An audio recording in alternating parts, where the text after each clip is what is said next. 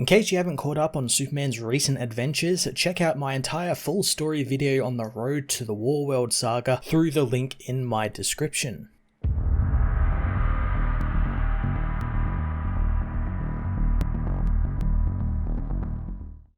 Philip Kennedy Johnson and Daniel Sampere pit Superman and the Authority against Warworld's best as the heroes make their presence known on the world to its villainous master. Philip Kennedy Johnson finally begins the hotly anticipated Warworld saga, answering many of the big questions left over from the end of Superman and the Authority and Superman's final few issues of the Superman book before it became Son of Kal-El. The big hanging question from Superman and the Authority, of course, is Superman slowly losing his powers thanks to the radiation poisoning he got from when battling the Breach, and how he's been hiding it, which we learn in this issue is exactly how I thought it was going to be, which is a combination of Enchantress and Manchester Black's powers mimicking Superman's powers and causing illusions to make people think he was still the Man of Steel they all knew and loved. I absolutely loved that reveal, as well as the big grand entrance the hero made into Warworld in that arena. It's a great way to set the tone for the event. This is a Superman who has had enough of this villain shit and is going to stop his reign of terror, but it's also a Superman who still even wants to help the people who are trying to fight him. Daniel Sampere outdoes himself again with just some stunning artwork that really captures the scale that Johnson is going for with his script. I really loved how, since Warworld is this arid, deserty, very grim orange and yellow and red color scheme, our colourful heroes stand out a bit more on the page, and his action sequences, while a little bit far and few between, were very purposeful and drove the plot forward in really cool ways. Action Comics issue 1036 was a brilliant beginning to the massive Warworld saga storyline, piecing together some of the running plotlines from the other Superman books while also delivering grand scale action and a few twists here and there. I'm going to give this issue a 10 out of 10. Action Comics issue 1036 finds Tharos writing out his resignation as the High Lord of Durla to become the Premier of the United Planets, saddened that he must leave but hopes that he can bring the harmony and beauty of their world to the less fortunate worlds of the United Planets.